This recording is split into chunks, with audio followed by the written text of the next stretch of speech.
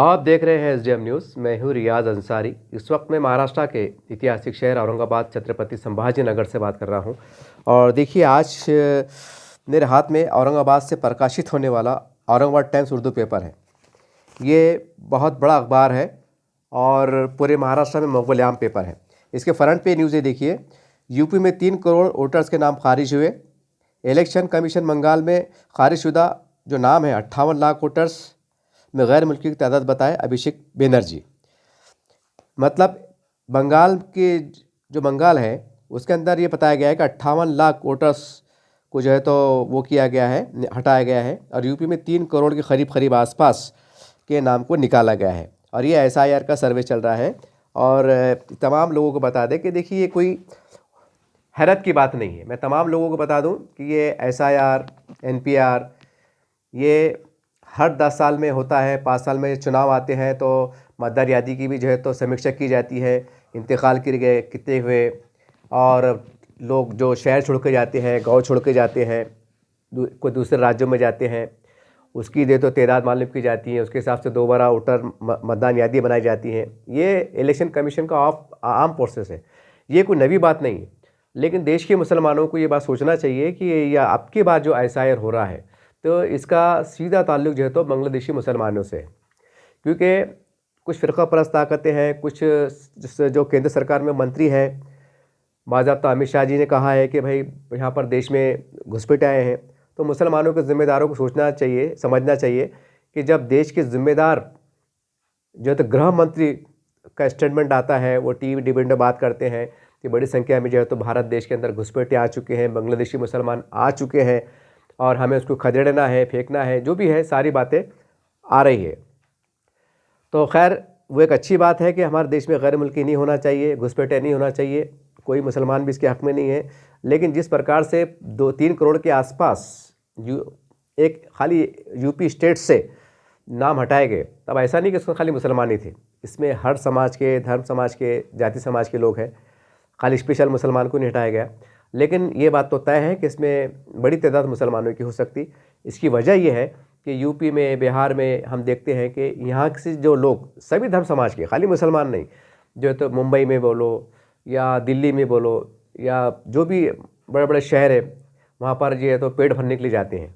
और इसमें एक बड़ी अक्सरियत कहने के मुसलमानों की रहती है, क्योंकि उनको नौकरी नहीं मिलती है, बड़ी तादाद में उनको लोन की सहूलतें मुहैया नहीं होती है, बहुत मुश्किलात का सामना करना पड़ता है, कोई ज़्यादा जगह ज़राए नहीं होते हैं, और ये बड़े मेहनती लोग होते हैं, खुददार लोग होते हैं। तो ये पेट भरने के वास्ते ज़्यादातर जैसा महाराष्ट्र में मुंबई है, ये मुंबई के बड़े इलाके हैं जहाँ जहाँ पर इंडस्ट्री एरिया है, वहाँ पर ही चले जाते हैं कंपनियों में काम करने के वास्ते। फिर वहाँ पर अगर उनका माहौल जम गया या सब ठीक ठाक रहा तो परिवार को ला लेते हैं, फिर यहीं की नागरिक बन के रह जाते हैं। और फिर आने वाले समय में यहाँ के वोटर आईडी बना लेते हैं, जो भी है, मतलब चलता है, ये आम बात है। लेकिन अब की बार में जो एसआईआर होने वाला है जिसमें बताया गया है कि भाई उसके अंदर पूरा आंकड़े दिए तफसील के साथ कि इसमें इंतकाल कितने हुए, कितने लाख इंतकाल कर गए, यानी कि दुनिया से चल बसे, कितने लाख जो कितने लाख वोट ट्रांसफ़र हुए, यानी कि कोई यूपी से समझो कोई और राज्यों में गए होंगे या कई किधर गए होंगे, वो बताया गया।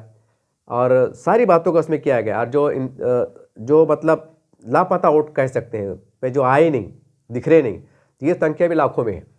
तो बहरहाल ये वीडियो बनाने के जो मकसद है, देखिए मैं मकसद पे आ जाता हूँ कि जो हमारे जो चारों पांचों इस्लामी तंजीमें हैं काबिल एहतराम हमारी, मैं उनसे मेरी दर्दमंद अपील है कि देखिए, इस वक्त पूरे भारत में वक्फ बोर्ड की जायदाद को बचाने का मरहला चल रहा है।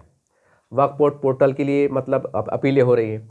लेकिन बड़े अफसोस होता है कि एसआईआर के मामले में जैसा मुस्लिम पर्सनल लॉ बोर्ड और हमारे चारों पांचों इस्लामी तंजीमें जिम्मेदारों को जिस तरह से हरकत में आना चाहिए था या है, ज़रूरी है, आप बिल्कुल नहीं आ रहे हैं। इक्का दुक्का इल्ला माशाल्लाह किसका बयान आया है, बस वह हमारी नज़रों से गुजरा बस। यानी जिस तरह से वक्फ बोर्ड को बचाने के लिए एक मुनज़्ज़म तरीके से एक मुहिम चलाई जा रही है, सरकार से बातचीत हो रही है, बाज़ाब्ता उसके अंदर कई कारकुनान, कई आम मुसलमान पढ़े लिखे लोग जो है तो मस्जिदों में या मस्जिद के मदरसों के सेंटर पर जहाँ भी सहूलत है वहाँ पर जो है तो फॉर्म भरने की सहूलतें मुहैया की जा रही हैं। कई समाजी खिदमतगार जो है तो अपनी तरफ से जो है तो एक अपनी पेशकश कर रहे हैं कि हम फॉर्म भर के देते हैं। ये सारी बात चल रही है, लेकिन एसआईआर के बारे में बड़े पैमाने पर देखने में नहीं आ रहा है। जबकि सबसे बड़ा मुद्दा है, वक्फ बोर्ड बड़ा मुद्दा नहीं है, वक्फ बोर्ड भी मुद्दा है लेकिन इतना बड़ा नहीं है, उसको हम कोर्ट में कैसा भी या पॉलिटिकल पार्टी से बातचीत करके कुछ ना कुछ हो जाता, रास्ता निकल जाता कुछ ना कुछ। क्योंकि मसला सिर्फ करोड़ों अरबों रुपए की जो तो ज़मीन जायदाद का है, मस्जिदों का मसला नहीं है, दरगाहों का मसला नहीं है, खानकाहों का मसला नहीं है, इनको लेना भी नहीं है। बस जो एक दो तीन मसाजिद जो तनाज़े में है, जैसे संबल है, काशी है, मथुरा है, बस ये इस तरह एक दो तीन मस्जिद है, तो उसमें भी खैर आने वाले वक्तों में शायद उसके पर अल्लाह की मदद यकीनी तौर से आएंगी। लेकिन बाकी मस्जिदों में उनका कोई वाद विवाद नहीं है, सिर्फ उनकी जहाँ 10 एकड़ 50 एकड़ 100 एकड़ ज़मीन है और गवर्नमेंट चाहती है इसको अपने अंडर में लेके कुछ उसके ऊपर कोई डेवलपमेंट के काम शुरू किया जाए कानून के दायरे में रहकर। उनको सिर्फ उनकी निगाहें ज़मीन के ऊपर है, दरगाह पे उस पर नहीं है। लेकिन वो, और ये बात सबको मालूम है, मुसलमानों के ज़िम्मेदारों को मालूम है। तो यहाँ पर मुहिम चलाई जा रही है कि भाई वक्फ बोर्ड को बचाना है, ज़मीनात को बचाना है। इसमें सबसे शर्मिंदा होने वाली बात यह है, शर्मनाक बात यह है कि जब मुसलमानों के हाथ में शुरू से था, जब कुछ नहीं हुआ तो अब बचा के करेंगे क्या? ये एक सबसे बड़ा मसला है। अब जो, हाँ, इसमें कोई शक नहीं कि मसाजिद हैं, हमारी खानकाएँ हैं, आशुर खाने हैं, ख़बरस्तान हैं, जो मज़ारात हैं बुज़ुर्गान औलिया के, ये बिल्कुल होना चाहिए और ये लगभग रहते ही हैं और ये बहुत बड़ा मसला नहीं है। लेकिन जो बड़ा मसला नहीं है, जिस पे मैं नहीं समझता ज़ाती तौर से कि उसमें कोई बहुत बड़ा मसला है ही नहीं मसला ये। लेकिन मसला सिर्फ जिसके अंदर मसला है, यानी कि लाखों लोग, यानी आने वाले पूरे भारत के अगर मिला लिए जाए तो करीब ये जैसा फ़िरका परस्त ताकतें आरोप लगा रही हैं कि घुसपैठिया की तादाद जो है तो भारत के अंदर 5 करोड़ अबाव है, यानी 5 करोड़ के ऊपर है। यानी 5, जो मुसलमानों की 25 करोड़ आबादी बताई जाती है, उसके अंदर ये आरोप लगाए जाते हैं कि उसमें 5 करोड़ घुसपैठिया यानी कि बांग्लादेशी मुसलमान हैं। बांग्लादेशी है या पाकिस्तानी है या किधर के, बस जैसा मौका मिला वैसे आरोप लगते हैं। ये अखबार में छपता है, टीवी में आता है, कोई हैरत की बात नहीं है। लेकिन अफसोस की बात तो ये है कि ये इतना कुछ होने के बाद जो है तो मुसलमानों के जो सियासी लीडरान हैं, न ये जाग रहे हैं, न मुस्लिम पर्सनल लॉ बोर्ड जाग रहा है। तो ये बहुत दुख देने वाली बात है। सवाल मेरा ये है इस वक्त सबसे बड़ा, अब ये जो नाम हटाए जा रहे हैं, तो क्या इस पर निगाहें बनाए रखना हमारी जिम्मेदारी नहीं है? जब आपको पता है, जब मुसलमानों के जो सियासी लीडर है, समाजी ज़िम्मेदार है, मजहबी ज़िम्मेदार है, जब आपको पता है कि भाई SIR के ज़रिए से घुसपैठियों की, यानी कि मुसलमानों के ऊपर जो है तो कहने की शक की निगाहें उठ रही हैं, शक की उंगलियाँ उठ रही हैं, उनके SIR के नाम पर जांच हो रही है, SIR के नाम पर जो है तो कैसी कैसी बातें हो रही है, यानी सीधा खुले तौर पर मुसलमानों का बाकायदा नाम लिया जा रहा है बांग्लादेशी मुसलमानों की आड़ में। जब इतना खुली बात हो रही है तो फिर आपको और क्या चाहिए? ये दिमाग की बाहर की बात है। अब ये 3 करोड़ में है, होना तो ये चाहिए था मेरे हिसाब से पूरे हिंदुस्तान के अंदर कि जहाँ भी SIR का मरेला चल रहा है कि गांव सतह पे, महल्ले जाति सतह पे जो है तो इसकी जो है तो एक कमेटी गठन किया जाए, इसका जैसा SIR अभियान समिति या SIR सर्वे समिति, ऐसा कोई नाम दे के जो है तो एक वार्ड, जैसे जो छोटे छोटे वार्ड होते हैं, महल्ले जात होते हैं, उसके अंदर जो है तो जमात इस्लामी के 2 मेंबर, जमीयत उलमा के 2 मेंबर, हमारा अहले हदीस के 2 मेंबर, सुन्नी जमात के 2 मेंबर, तबलीग जमात के 2-3 मेंबर, कुछ पॉलिटिकल अलग अलग पार्टियों के जो है वो है, कुछ हमारे सेकुलर जो पार्टियां हैं, जो हिंदू हमारे कार्यकर्ता है, हिंदू छोटे मोटे लीडर है, सेकुलर जहन रखते हैं, उनको भी शामिल हाल कर सकते हैं, मौका महल देख के, ज़मीन हकीकत को देख के। अगर तो कम से कम ये 10-12 लोग करें और उसमें पढ़े लिखे लोग, काबिल लोग, और हर कमेटी में एक वकील के खिदमत भी हासिल करें, जो कानूनी जो पहलू रहते हैं ताकि उसको समझने में आसानी हो।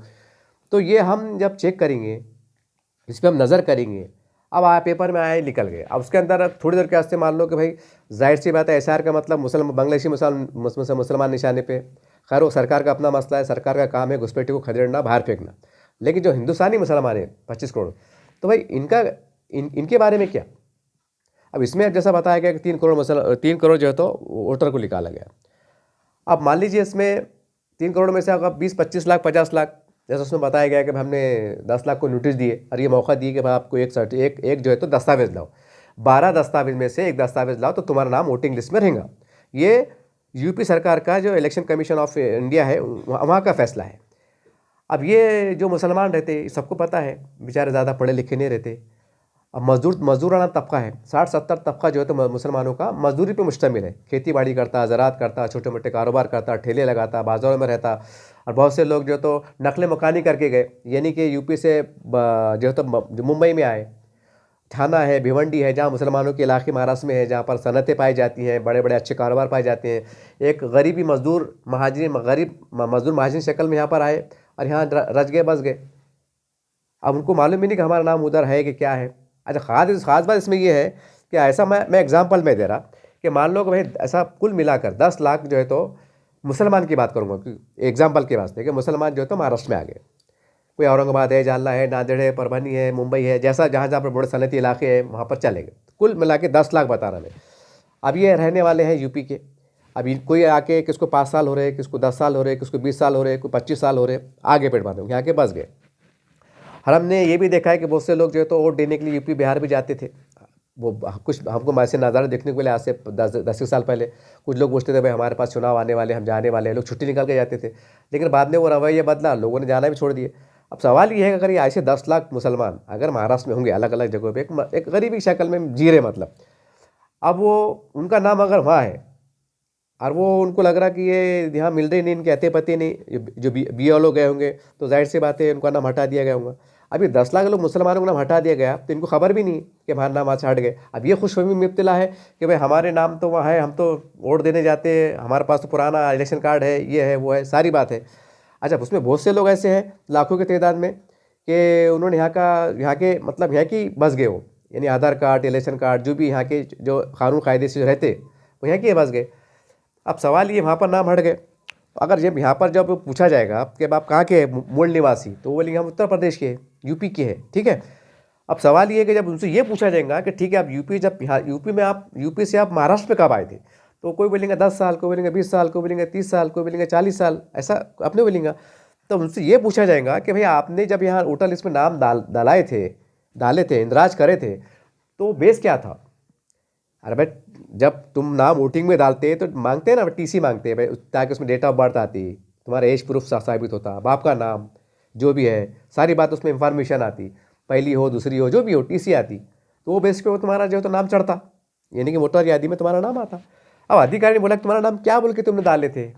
अब उस जमाने इतना सादा सीधा मामला था, जहाँ तक हम औरंगाबाद के एक्सप्रेस से बोले, क्योंकि पहले ईमानदारी का दौर था। खास बात क्या है कि पहले ईमानदार आज भी है, अरे पहले तो बहुत ही ज़्यादा ईमानदारी थी, लोग झूठ भी नहीं बोलते थे, कुछ जो सही है सही बता देते थे, वो हिसाब से अधिकारी मानते थे, कोई झूठ नहीं, कुछ उसमें वो नहीं है, फ्रॉड नहीं है। लेकिन फिर भी क्या भाई ज़बानी ओरल बोल दिए, लिख लिए, हो गया।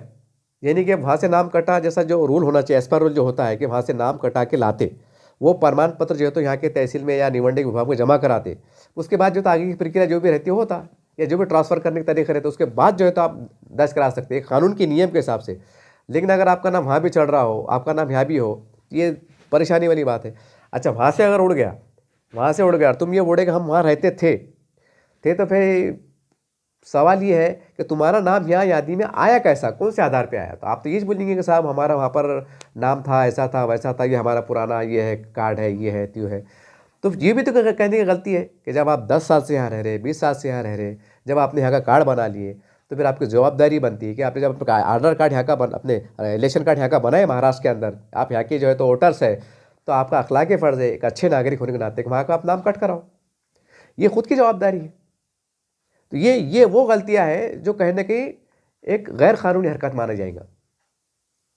हालांकि टेक्निकल बात है, जो गरीब तबका रहता है उनको इतना समझता नहीं है, लेकिन अगर कानून कायदे की निगाह से देखें तो ये एक फ्रॉड में आता है कि आपका 2 नाम जगह कैसा, और इसका मतलब क्या, आपने रखा क्यों, इसका क्या है जवाब फिर? अरे लाखों में लोग है, इतने लोग नहीं है। मेरा कहने का मतलब ये आ रहा कि भाई मुसलमान तंजीमें ये है कि भाई आप ये ऐसा कुछ कमेटी कर रहे क्यों नहीं?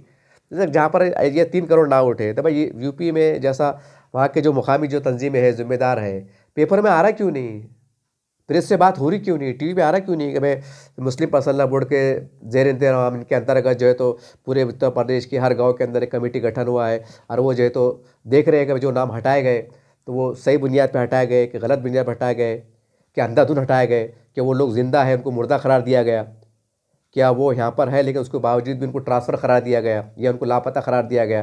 भाई इसकी निगाह कौन बनाएगा, इसको हम कैसा जाँचेंगे? क्योंकि पूरी वाला मुसलमानों पर चाह रही ना, जो आरोप लग रहे हैं, और ये घुसपैठिए के नाम पे हो रहा है। यहाँ के भारतीय मुसलमानों को ना डरने की ज़रूरत ना बिचारने की ज़रूरत, लेकिन एक शक शुबा का माहौल बनाया गया, जिस बड़ी संख्या में, बड़ी तादाद में महाराष्ट्र में, यूपी में, बिहार में, जैसा बड़ी संख्या में जो तो बांग्लादेशी पकड़े गए, वहाँ के मुसलमान पकड़े गए, उनको डिपोर्ट भी किया गया, बहुत से लोग अंडर ट्रायल चल रहे हैं या बहुत से लोगों की जाँच चल रही है, कानून अपना काम कर रहा है, वो सारी बातें अपनी जगह दुरुस्त है। लेकिन ये 2.25 करोड़ में अगर कुछ ऐसे मुसलमानों के नाम 2 लाख 3 लाख मुसलमान के नाम फ़र्ज़ करो वहाँ पर वो हयात है, लेकिन वो हो सकता है वो टेक्निकल गलती में आगे हो, या वो ऐसा ऐसा मानो कि भाई वो यहाँ पर नहीं मिल रहे हो। अब नहीं मिल रहे के दो मतलब होते हैं, या तो वो मर गए, इंतकाल हो गए, या तो फिर वो लापता हो गए, या कहीं मतलब कहीं और चले गए, यहाँ से कहीं और चले गए। अब कहाँ चले गए उसका सबूत नहीं मिल रहा। तो फिर ये जो चंद बातें जो है ना, ये आगे चल के बहुत पेचीदा माहौल पैदा करेंगी, और ये सीधा कहीं ना कहीं आके फिर ये मामला एक बांग्लादेशी मुसलमानों का एक बड़े पैमाने पर हुआ खड़े हो सकता है।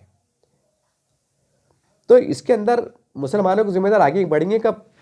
जो बेजान ज़मीन मुसलमानों की, जो वक्फ़ी ज़मीन है, जो भाग के जाने वाली नहीं है, और मुसलमानों को आज तक कुछ मिला भी नहीं, और जो मिला तो जो धन्ना सेठ मुन्ना सेठ ज़मीन माफिया है, राजनेता है, उनके करीब के दूर के नज़दीक के रिश्तेदारों की उनकी लूटमार बंदर बाट हुई है, ये जग ज़ाहिर है, पेपरों में आ चुका बार बार। और उसके नाम पर जो तो करोड़ों मुसलमानों को उलझाए रखना, मस्जिदों में बैलानात होना कि भाई वक्फ को बचाना है, वक्त ऐसा लग रहा है कि इस्लाम ख़तरे में है। अरे लाखों मुसलमान ख़तरे में है, इसका क्या? जो इस्लाम को मानने वाले हैं, जो 5 टाइम नमाज़ पढ़ने वाले हैं, वो ख़तरे में है, तो उसको कब बचेंगे तुम? ये जो ज़मीन को बचा रहे हैं ना, ज़मीन ना हिंदू है ना मुसलमान है, ठीक है, अल्लाह की मिल्कियत है, वक्फ की ज़मीन अल्लाह के नाम पे हो जाए तो सारी बात सही है। लेकिन सवाल ये है कि इतनी बड़ी बाबरी मस्जिद चली गई और तुमने कानून के नाम पे बोले कि हाँ ये है, कल कड़क कानून आ जाएंगे कि नहीं हम हमारे अंडर में ले रहे, तो तुम क्या हल्काबारी करने वाले? कुछ भी नहीं कर सकते। जब पहले तुम्हारे हाथ में था, जब तुमने नहीं करे तो आप क्या करेंगे?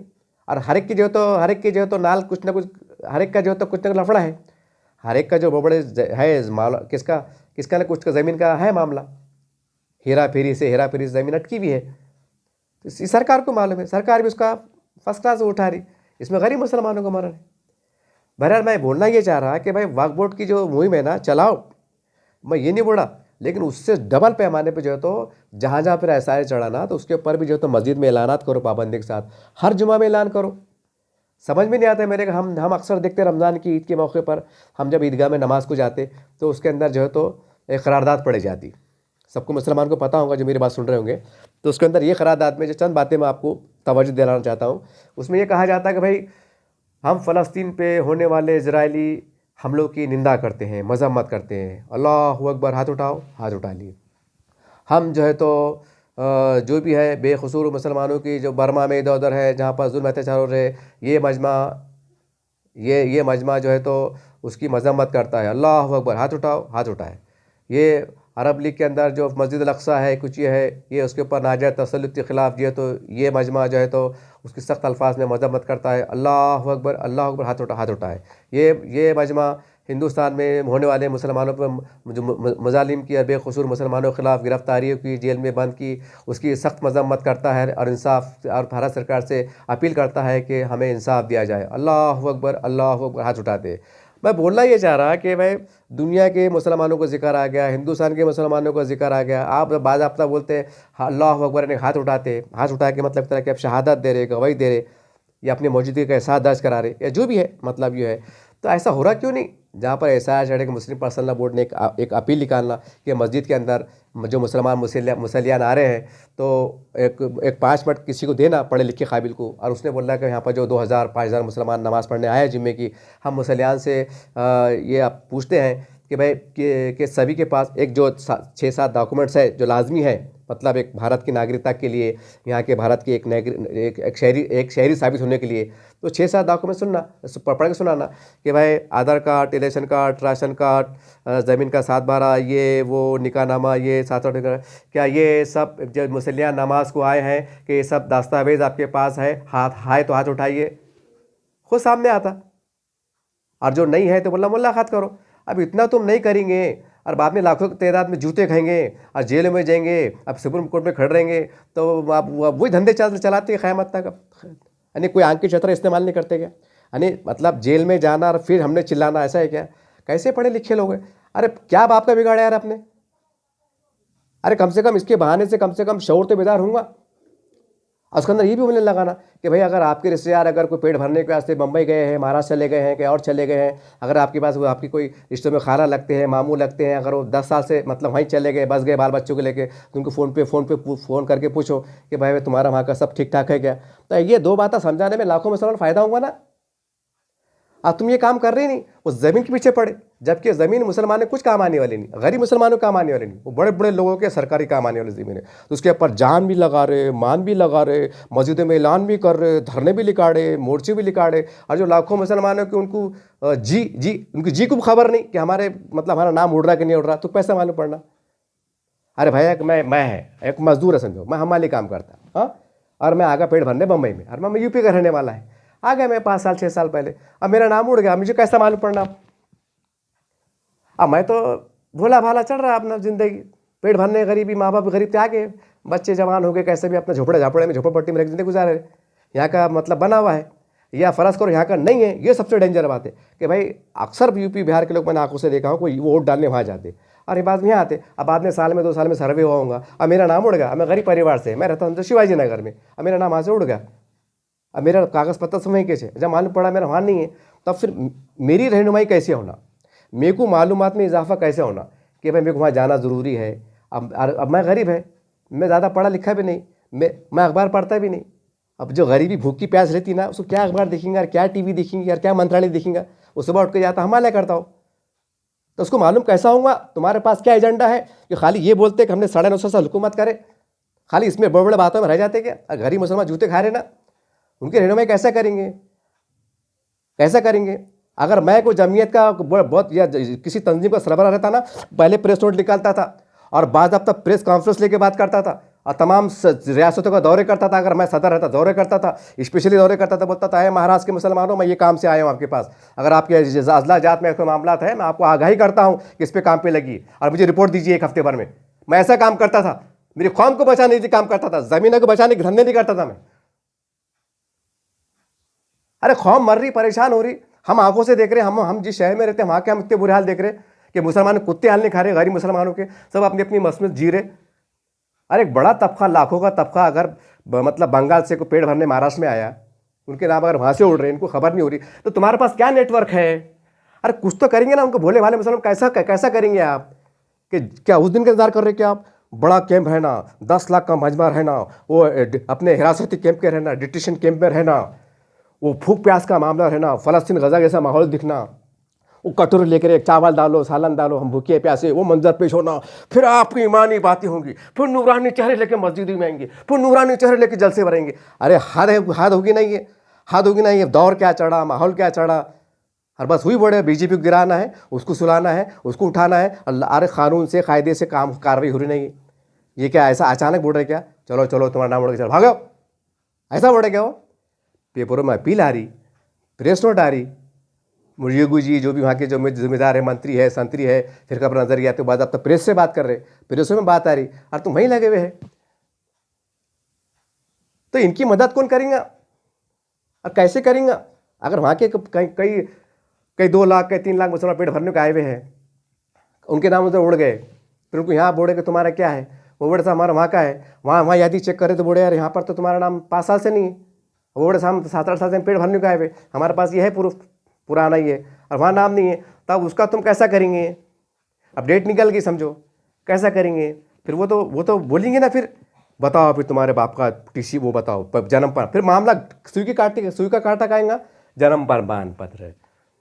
अब पढ़े लिखे नहीं, या थे तो ऐसी मदरसे में पढ़ लिए, प्राइवेट ने पढ़ ली, इधर पढ़ लिए, उधर पढ़ लिए, आश्रम में पढ़ लिए, कहीं प्राइवेट ने पढ़ लिए, लाखों ऐसे होंगे ना बेचारे। तो उन्होंने कहाँ से लाना वो कागज़ पत्तर, कैसा बताना। फिर वो तो रास्ता निकलेंगे, अल्लाह बहुत बड़ा है, मालिक परवरदिगार बराबर, गरीब बोलता ना इसका कोई नहीं यार, उसको अल्लाह है यार, वो रास्ता निकलेगा। अरे मगर जब तुम पढ़े लिखे लोग हैं, हाँ, करोड़ों रुपए अरबों रुपये हम जो है तो चंदी से खैरात से जमा कर सकते, हम बड़े बड़े मदरसे बनाने में कामयाब, मस्जिदें बनाने में कामयाब, आलीशान सब कुछ बनाने में कामयाब, तो भी गरीब मुसलमानों को उसमें तुम कर रहे क्यों नहीं। इसमें जाने मेरे को ऐसा लगता है, ज़्यादा दोस्तों माफ़ी चाहता हूँ कि भाई इसमें जान भी जा रही, माल भी जा रहा, वक्त भी जा रहा, आपको कुछ मिल रहा नहीं, करके शायद ही काम रुका हुआ है, क्योंकि इसमें आ रहा नहीं जा रहा, क्योंकि भाग दौड़ करना पड़ेगी, तो उसमें वक्त भी जा रहा, पैसे भी जा रहा। वही मतलब लिखण अभी इज्तिमा भर रहे, देखो महाराष्ट्र में शुरू होगा इज्तिमा का सिलसिला। अच्छा है भाई, मैं इज्तिमा के खिलाफ नहीं, अल्लाह नजरे बसे बचाए, कामयाब कर इज्तिमा को।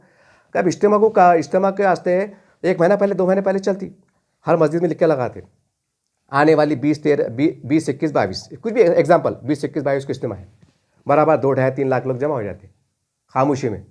वहाँ पर फिर गड्ढे भी खुदते, वहाँ जाकर वो गड्ढे भी करते, मंडप भी बांधते, जान भी लगाते, खाना भी पहुंचाते, मतलब खामोश तरीके से, कोई बोम्बाटा नहीं, कुछ नहीं, बड़ा बर। और क्या बोलते, कौम मतलब इस्लाम, दीन का जज्बा, दीन का जज्बा। और ये लाखों मुसलमानों को बचाने का भी दीन के जज्बे में आता नहीं है, ये सियासत में आता कि ये अब इनको बचाना भी जो तो वो जज्बा है ना, ये गरीब मुसलमानों को रहनुमाई करना, इनको कुछ आगाह कराना।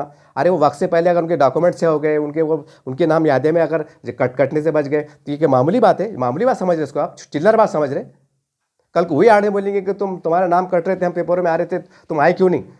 अब वो तो बेचारा भोला भाला बोलेंगे, साहब मैं बम्बई में आ गया था, मुझे क्या मालूम था साहब, मुझे पढ़ना लिखना भी नहीं आता, मैं हमाली करता साहब, मुझे मालूम है कि महाराष्ट्र के अंदर जब पुलिस वालों ने पकड़े मैं तुम्हारे यहाँ भागते आया, यहाँ आया तो मेरे को कुछ मिल रहा है साहब, वो यादें भी नहीं दिख रही, मेरा पूरा नाम भी दिख रहा नहीं था। वो मुसलमान ने क्या करना। और ऐसे मुसलमानों की मदद करने की जरूरत आज है। और अगर ये मुसीबत का शिकार होंगे तो तमाम जो जिम्मेदार है आप वो जिम्मेदार रहेंगे, सरकार नहीं रहेंगी, भाजपा नहीं रहेंगी, शिवसेना नहीं रहेंगी, आरएसएस नहीं रहेंगी, तुम लोग रहेंगे जो फलसफे छाड़ते, बड़े बड़े पढ़े लिखे हैं। अरे एक प्रेस नोट नहीं आ रही, अरे ज़मीन के वास्ते बचाने कर रहे ना, मस्जिदों में ऐलान कर रहे, लिख के लगा रहे, ये कर रहे, वो कर रहे, ये मौलाना का बयान, वो मौलाना का बयान, हर दिन पेपर के अंदर को मौलाना फुट छप रही कि भाई अपलोड कराओ, ये कराओ, वो कराओ, हमारा दिन खतरे में है, ये खतरे में है, वो खतरे में है। अरे ये लाखों मुसलमान खतरे में है, तो इसके ऊपर किसका बयान नहीं आ रहा कि तरीक़ेकार क्या होना चाहिए, कि भाई इसके नाम कट रहे तो वो सही कट रहे, उसकी हम कैसा जाँच करेंगे। हमारे पास माहिती अधिकार का कानून कायदे बने हुए हैं, गवर्नमेंट से बातचीत करने का हमारे को बनाना कि साहब नाम कट रहे तो हमारा उसके ऊपर हमको एक कॉपी हमारे पास होना चाहिए जिला जाति सतह पर। तो वो कैसा लेंगे कि अपने के नौकर है क्या, वो अपने बाबा के नौकर तो है नहीं ना, वो कि सरकार योगी जी ला के देंगे, मौलाना साहब बैठी फजर की नमाज होगी, बाहर मत निकलो सर्दी के मौसम में, ये लो मैं आपको इलेक्शन की यादी ला के दे रहा, योगी जी खड़े हुए, मौलाना साहब हाँ ठीक है जज़ाकल्लाह माशाअल्लाह, ऐसा काम होगा क्या। फिर टाइम पे बोलेंगे नारे तकबीर अल्लाह अकबर, जूते खाओ फिर। क्या ये मैं तो आप बोल रहे होंगे यार, मैं माफ़ी चाहता, लेकिन मैं रफट मैं मजबूर इसलिए बोला कि आप झिझोड़े जाए, वरना मेरे अंदर सलाहियत भी है, तमीज़ भी है, शाइस्तगी भी है, अदब भी है, एहतराम भी है, इकराम भी है, शफ़क़त भी है, मोहब्बत भी है, सब कुछ है, हर जाविये से है। अरे मगर मैं आपको रफट इसलिए बोला कि कब झिझोड़े जाएंगी तुम और कब जागेंगे तुम। बंद करो ज़मीन की, गई तो गई, अपने छोड़ दो, सदका जान मगर सदका समझ छोड़ दो गरीब मुसलमानों का। ये ज़मीन है ना अल्लाह की, ये मैंने बड़ों सुना हूँ कि जिन्हें वक्फ की ज़मीन पे कब्ज़ा करा या गैर करा तो उसके घर में अपंग बच्चे, लंगड़े, लूले, ये कभी सुख से नहीं रहते। जो भी इसका नाजा इस्तेमाल करेंगे कभी इसकी नस्लें तबाह हो जाएंगी। अरे मगर जो ज़िंदा नस्ल है, जो कम इल्मी का शिकार है, तो उसकी रहनुमाई कैसे करेंगे आप। तो मेरे आखिरी में मेरी तमाम मुस्लिम पर्सनल बोर्ड के ज़िम्मेदारों से, हमारे काबिल एहतराम 4-5 इस्लामी तंजीम के ज़िम्मेदारों से, और वो तमाम मुसलमान लीडर मुल्कगीर सतह पर जो अपने आप को कौम का रहबर कहते हैं, लीडर कहते हैं, चिल्ला के पार्लियामेंट में चिल्लाते हैं, असम्बली में चिल्लाते हैं, प्रेस से बात करते हैं, धरने निकालते हैं, मोर्चे निकालते हैं, उनसे भी मेरी गुजारिश है कि ये दिखावा, ये नाटक, ये मक्कारी ज़रा बंद कीजिए आप। ये टाइम निकलते जा रहा, ये आपको मालूम कैसा होना, फिर सरकार बोलेंगे हमने ये लिखाई, पर बाद में रास फूटूंगा कि 1 करोड़ के अंदर जो है तो 35 लाख मुसलमानों को हटाया जा रहा है। फिर बड़े बड़े अल्लामा आएंगे, फिर बड़े बड़े पढ़े लिखे लोग आएंगे और बोलेंगे, फिर आर्टिकल का हवाला देंगे, ऐसा देंगे, बाबा साहब ने दिए थे। अरे क्या, अरे ज़रा समझो ना ज़रा बात को। आज जो काम करने का वो नहीं करेंगे और बाद में आर्टिकल 13, 15, 16 बताते बैठेंगे, सटासट भाषण देंगे। अरे क्यों गुमराह कर रहे मुसलमानों को। अरे मत करो ना, अल्लाह से कुछ तो डरो, कुछ तो अल्लाह का खौफ खाओ। इस सड़ी राजनीति के वास्ते मुसलमानों को खपाने धंधे मत करो ना, अच्छी बात नहीं ना। एक सिंपल सा गणित है कि वहाँ 3 करोड़ नाम हटाए जा रहे, आसपास बताए जा रहे, उसमें सभी धर्म समाज के लोग हैं। ऐसा नहीं है। अब सवाल ये है कि खुदा ना खास्ता अगर थोड़ी देर के ऐसे मान लो कि 3 लाख मुसलमान जो जिंदे हैं, अरे वो गलती से टेक्निकल की वजह से अगर मुर्दों में शुमार हो गए तो तुमको मालूम कैसा पड़ेगा। और बाद में अगर मालूम पड़ा तो कितनी झंझट होंगी। जब झंझट होंगी तो जाहिर सी बात तो ऐसा नहीं होगा, अरे मोदी जी नमस्ते आदाब कैसे है मोदी जी, मैं बोल रहा ना, मैं बड़ा जिम्मेदार शख्स हूँ हिंदुस्तान का, मैं फला तंजीम का सरबराह हूँ, मैं गवाही दे रहा हूँ, ये सब सही है, तुम्हारी बात को मान लेंगे वो। जान दे मारो ना, आके बोले छोड़ दो। अब वो तो ये बोलेंगे ना, अब साबित करो ना बोलेंगे। और कानून कायदे बन गए ना, तो ऐसा नहीं ना कि मैं एडवांस में बोला कैसा होने वाला है, नजूमी की बात कर रहा। अरे गाइडलाइंस बन गई कि तुमको ये नहीं है तो ये लेना है, वो तो वो लेना है, 87 के बाद जन्म प्रमाण पत्र लागू है कंपलसरी, उसके बाद ऐसा नहीं है। और ऐसा लफड़ा होगा तो 88 के बाद भी अगर तुम्हारा मसला आया तो बाप का ना तो माँ का एक जन्म प्रमाण पत्र होना ज़रूरी है। ये सारे गाइडलाइंस आ गई, सारी बात हो गई, और उसके बाद भी तुम उस पर रहनुमाई नहीं करेंगे और बोलेंगे बस चल रहा। तो कौन सी गफलत में है? क्या क्या होगा ये? इसके ऊपर कोई कमेटी नहीं, इसके ऊपर कोई बयान नहीं कि भाई मुस्लिम पर्सनल लॉ बोर्ड ने जो है तो यूपी के अंदर जो है तमाम इस्लामाबाद का दौरा किया, मुकामी लोगों से बातचीत की, हर तमाम जुमे के अंदर जो है ऐलान हुआ कि भाई अपने अपने महल्ले जात में अगर किसका कुछ मामला है तो वो मस्जिद के अंदर आके बात करें। हमारे एक वकील साहब वहाँ पर हमने अपॉइंटमेंट किया है। ऐसे महल्ले 10,000 की बस्ती है, यहाँ पर कितने लोगों का नाम कटे, ज़बरदस्ती कटे, इसका शुबा है, कुछ मसला है या नाइंसाफ़ी हुई, तो हमें ऐसा कुछ मालूमात इदाद शुमार हम मालूमात वो आंकड़े जो है तो मालूमात ले, आंकड़े ले, और वो आंकड़े की रोशनी पर सरकार से बात करें। वक्त पड़े तो हाई कोर्ट, सुप्रीम कोर्ट के अंदर जो तो हम याचिका लगाए, इलेक्शन कमीशन के पास हम जाने की कोशिश करें वक्त से पहले कि साहब ऐसा ऐसा है कि क्या चल रहा है, ये ऐसा क्यों हुआ, वैसा क्यों हुआ, कब करेंगे? खाली तुम देख रहे, फिर सरकार फिर जो फैसले कर रही थी फिर वो सही कर रही। फिर वो अब वो बोलेंगे भाई इसमें 35 लाख बांग्लादेशी मुसलमान है, फर्ज करो ये भारतीय मुसलमान है, तो फिर मत चिल्लाओ ना, बोलना भैया 35 लाख है ना, निकालो उनको यहाँ से। सर आप भाजपा सरकार है, बोलेंगे बांग्लादेश के यहाँ पर 1 करोड़ यहाँ पर घुसपैठिया है, मतलब 1 करोड़ है बोलेंगे पूरे यूपी के अंदर, बोलेंगे इसमें लिखा लो, तो फिर सबने ये बोलना कि हाँ सरकार का फैसला सही है कि लिखा लो, क्योंकि आपने फैसला करें। फिर जब कुछ चिल्लाएंगे नहीं नहीं ये गलत हो रहा, तुम गलत कर रहे। अरे जब वो कार्रवाई चल रही, जब नामा हटा रहे, तो क्या फरिश्तों को खबर हो रही? क्या फरिश्ते आके बोलेंगे? क्या बोल समझना पड़ेगा ना।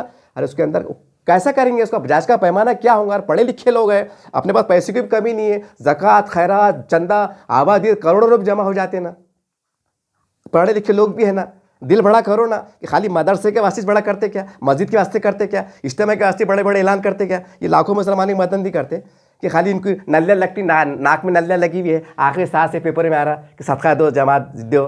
हाँ, और बेचारी जवानी में बेवा हो जा रही, मरने को टिक गई, फिर बड़े ज़कात दो, खैरात दो, फिर बड़े 5 किलो चावल ले जाओ। अरे क्या खाम को जलील कर रहे तुम? अरे हम आंखों से देख रहे ना, ये लफड़े और देख रहे ना, आप बासलाहियत लोग हैं ना, पढ़े लिखे लोग हैं ना, आपको ना वसाइल की कमी है, ना ज़राए की कमी है, ना शख्सियत की कमी है, ना रुतबे की कमी है, ना इज्जत की कमी है, ना मदद इमदाद की कमी है।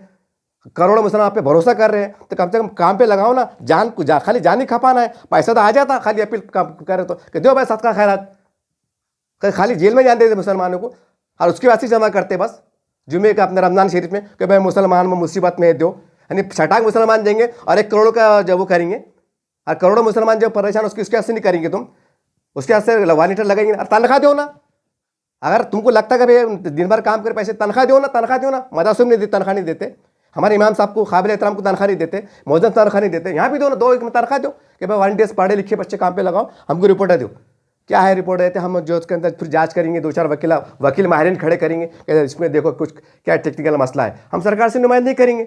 अभी एडवांस चलना पड़ेगा ना, और सरकार इतना एडवांस चढ़ी तो तुम वही चढ़ रहे, 47 की बात 48 की बातें कर रहे, फिर करके जूते खा रहे, हम करके जूते खा रहे। सरकार अल्लाह को मालूम है कि दिलों में क्या चढ़ा, क्योंकि खिताबों में लिखा हुआ है उलमाए हक और उलमाए सू, हक का भी जिक्र है, उलमाए सू का भी जिक्र है। तो मैं उलमाए हक से मैं वो हूँ, दरख्वास्त गुजार हूँ आपकी बारगाह में कि ज़रा खुदारा रहम कीजिए कि रिवायत ये करते ना, मैंने अभी थोड़ी देर पहले मिसाल दिया कि ईद की नमाज का ईदगाह के अंदर ये मजमा फ़लस्तीन के पर होने वाले मजालिम की मजम्मत करता है। अल्लाह अकबर, हाथ उठा रहे, यहाँ कहीं को उठा रहे हाथ, और जाके देखे, और यहाँ नहीं हाथ उठाते मस्जिद के अंदर कि भाई अपने अपने भाई गाँव के अंदर सबका बराबर है क्या? आपने चेक करे क्या? शिरक हो जा रहा, बिद्दत हो जा रहा, हराम हो जा रहा, इस्लाम से बेदखल हो जा रहे। कमाल है यार, इतनी सिंपल सी बात समझ में नहीं आ रही। मतलब ये है ना, फिर तुम हाई कौन? हमारे साथ चिल्लर, ये आपकी जुबान में सड़क छाप, हमारे दिमाग में आ रही बात कि ये होना चाहिए बोल के, और तुम वही जमीन बचाने का है, वक्त बचाने का है। क्यों बचाने का है?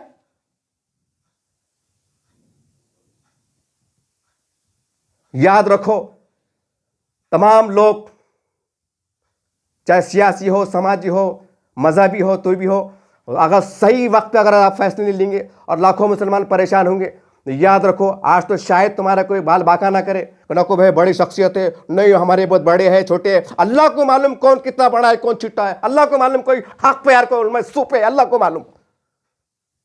बदवाएं रंग लेंगी, काम पे लगो, बात कम करो, दिखावा कम करो। बस इसी बात से आपसे विदा होता हूं। उम्मीद है कि आप जागेंगे। अगर कौम की बात करते हैं ना, बंद कर दो कौम की बात करना, मुसलमान की बात करना, इस्लाम के अंदर बंद कर दो। अगर मुसलमानों को सही मुकम्मल जामे मुदल्लल अंदाज से अगर रहनुमाई नहीं कर सकते, छोड़ दो मजहब, कोई और अल्लाह पैदा करेगा। हमको दिख रहा, हम सवाल के साथ पेश कर रहे, हर तुम वही व्हाइट कपड़े सुरमा ये लेके फिर रहे। हम जूते खाएंगे, हमारी नस्लें जूते खाएंगे, जब पीछे पीछे खड़ी हुई है उसका कौन जिम्मेदार रहेगा? ये बोलेंगे काय को पैदा करे थे, ऐसा बात करेंगे। बहुत कह चुका हूं, लेकिन उम्मत के दर्द में कहा हूं, उम्मत की मोहब्बत में कहा हूं, और अगर आप मेरे बड़े हैं तो हक समझ के कहा हूं। बस इससे ज्यादा मैं कुछ नहीं कह सकता हूं। देखते रहिए बस दिन में चैनल। जय हिंद, जय महाराष्ट्र।